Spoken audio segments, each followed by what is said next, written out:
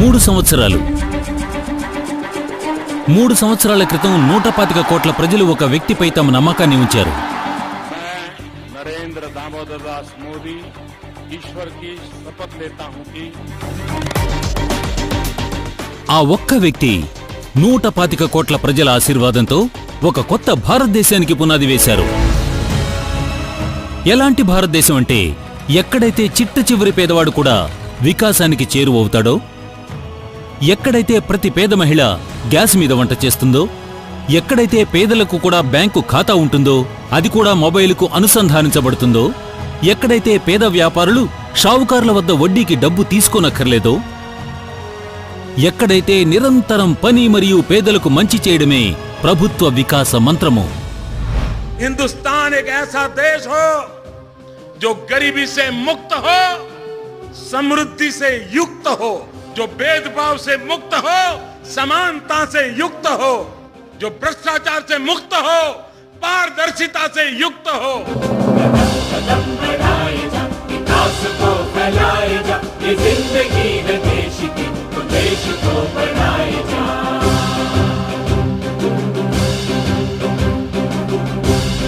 ప్రధానమంత్రి శ్రీ నరేంద్ర మోదీ గారి ఈ ఆశయం, దానిని సఫలీకృతం చేసే సామర్థ్యం వల్లనే దేశంలోని చిన్న పెద్ద అందరూ తన వెంట ఉన్నారు.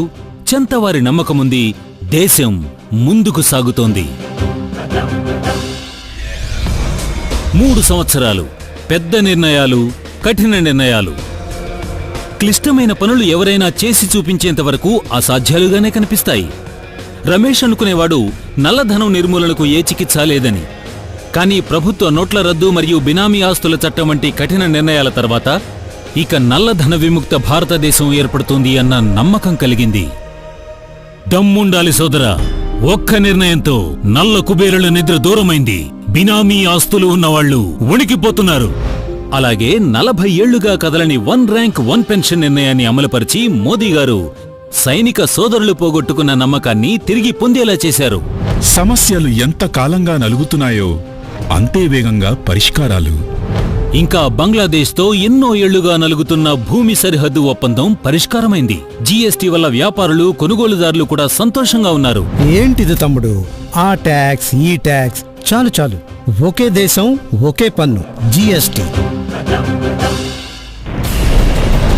మన సైనికులు సరిహద్దును దాటి సర్జికల్ స్ట్రైక్ చేసి ఉగ్రవాదులకు గట్టి సమాధానం ఇచ్చినప్పుడు ఇదే సంతోషం వ్యక్తమైంది. మిసైల్ టెక్నాలజీ నియంత్రణ వ్యవస్థలో భారతదేశం ఈ రంగంలో తొలి దేశంగా నిలిచినప్పుడు యావత్ దేశ ప్రజల తనువు గర్వంతో ఉప్పొంగింది. 3 సంవత్సరాలు, సంతోషం పేదల్లో, సదుపాయం దగ్గరలో. రాజన్న 45 ఏళ్లలో మొదటిసారి బ్యాంకు లోపల అడుగుపెట్టాడు. అంతేకాదు, హక్కుగా పొందవలసిన తన డబ్బునంతా చేతికందుకున్నాడు. మొట్టమొదటిసారి గంగాధర్కు ఒక సొంత ఇల్లు ఏర్పడబోతోంది. కానీ సంగ్రామ్ సింగ్ కథ వేరే. అతనికి గుండె జబ్బు వచ్చింది. డాక్టర్లు స్టెంట్ వేయాలని చెప్పారు. ఇల్లొమ్ముకొని వైద్యం చేయించుకునే పరిస్థితి వచ్చింది. కానీ ప్రభుత్వం స్టెంట్ ధరను 85% తగ్గించడంతో అతనికి జీవితం తిరిగి లభించింది అన్న నమ్మకం కలిగింది. ఇక జెనరిక్ మందులు ఒత్తిడి కలిగించవు. ఎందుకంటే ప్రధానమంత్రి భారతీయ జన ఔషధి పరియోజన ప్రారంభమైంది కనుక. నెలాఖరుకు 1 పైసా మిగలకపోతున్న రామ్ ప్రసాద్ గారికి తనకేదైనా జరిగితే తన భార్య పిల్లలు దిక్కులేని వాళ్లు కారు అన్న నమ్మకం ఏర్పడింది. ఎందుకంటే అతడు కేవలం 12 రూపాయల ప్రీమియంతో 2 లక్షల జీవిత బీమా చేశాడు. ఆలోచించండి, ఇప్పుడు ఎదురుచూపులు లేవు, దళారులు లేరు.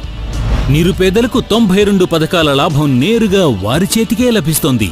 అంతేకాదు, ప్రభుత్వానికి కూడా 49,560 కోట్లు ఆదా అయింది.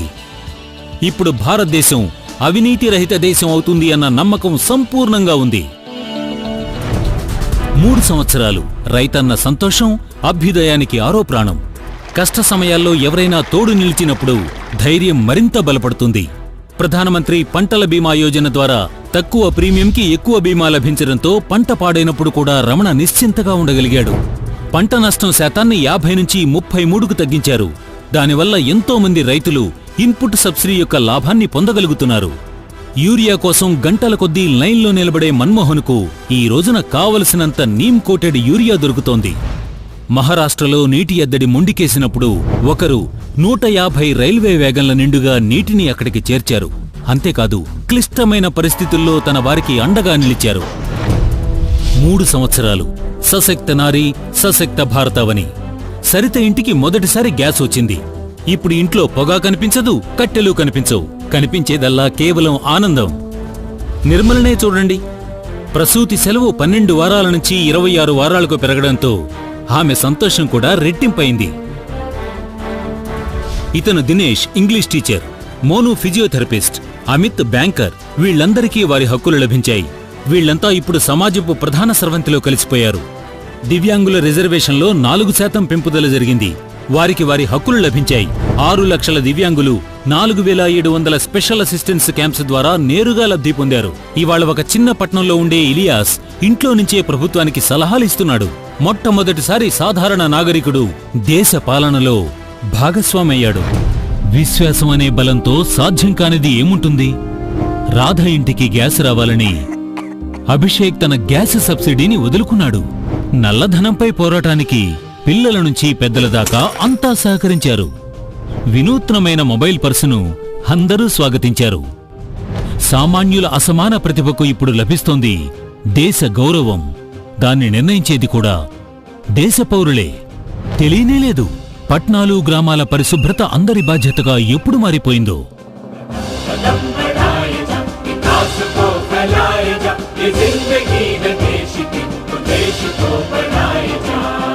దేశ స్వాతంత్ర్యం కోసం ఎలా ప్రతి ఒక్కరూ కలిసి పోరాడారో అలాగే ఈరోజు ప్రతి ఒక్కరూ ప్రగతి ఉద్యమంలో పాలు పంచుకుంటున్నారు. చూడండి, దేశంలో 1 కోటి మందికి పైగా ప్రజలు పేదల కోసం తమ గ్యాస్ సబ్సిడీని వదులుకున్నారు. సాధారణ గ్రామీణ సోదరీమణులు లక్షల గ్రామాలు, వేల పట్టణాలను బహిరంగ మల విసర్జన నుంచి విముక్తం చేశారు. సశక్త మహిళ సశక్త సమాజాన్ని నిర్మించింది. 3 సంవత్సరాలు దేశ పురోగతి, నిజాయితీ. ఇప్పుడు ప్రభుత్వం ప్రజల మధ్య దూరం కేవలం 1 క్లిక్ మాత్రమే. కేవలం 1 ట్వీట్ చాలు.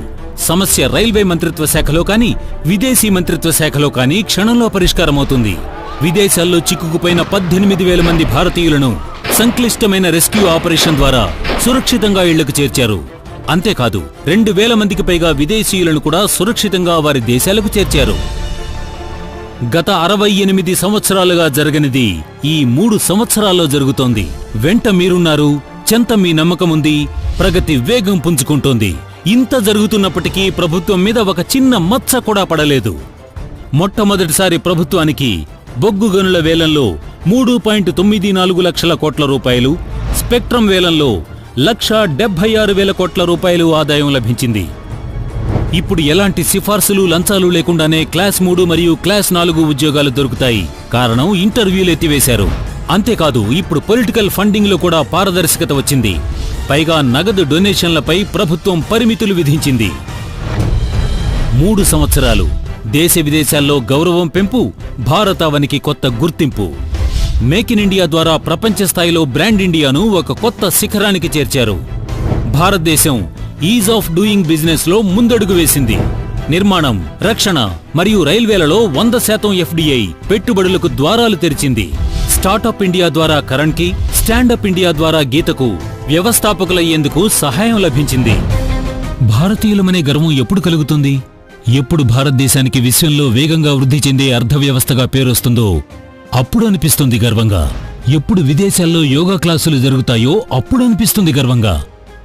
ఎప్పుడు భారత్ అంతరిక్షంలోకి ఒకేసారి 104 ఉపగ్రహాలు పంపుతుందో, ఎప్పుడు మేక్ ఇన్ ఇండియా గర్జన ప్రపంచమంతా వినిపిస్తుందో, ఎప్పుడు ప్రపంచ దేశాల్లో భారత్కు సముచిత గౌరవం లభిస్తుందో అప్పుడు అనిపిస్తుంది గర్వంగా.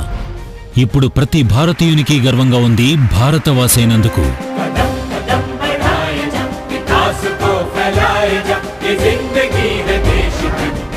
ఈ 3 సంవత్సరాల ప్రయాణంలో దేశం ఎన్నోసార్లు దుష్ట శక్తులను ఓడించింది. అంతేకాదు దేశాభివృద్ధికి కొత్త విధానాలను అవలంబించింది. దేశానికి ఒక అచంచల నేతృత్వం లభించింది. దేశం ప్రగతి భావనను మేల్కొల్పింది. भारत ऐसा देश हो जो अन्याय से मुक्त हो, न्याय से युक्त हो, गंदगी से मुक्त हो, स्वच्छता से युक्त हो, बेरोजगारी से मुक्त हो, रोजगारी से युक्त हो, महिला उत्पीड़न से मुक्त हो, नारी सम्मान से युक्त हो. भारत ऐसा देश हो जो निराशा से मुक्त हो, आशा से युक्त हो. ఈ రోజున దేశంలో రమేష్, రోనక్, సంగ్రామ్ సింగ్, రాజారాం, గంగాధర్, మన్మోహన్, సరిత, నిర్మల, కరణ్, ఇలియాస్, కుమార్, రోహిత్, గీత, దినేష్, రాజు, మోను, అమిత్ వంటి కోట్లాది మంది ప్రతిభావంతులు అవకాశాలను సాఫల్యాలుగా మలుచుకునేందుకు పగలు రాత్రి శ్రమిస్తున్నారు.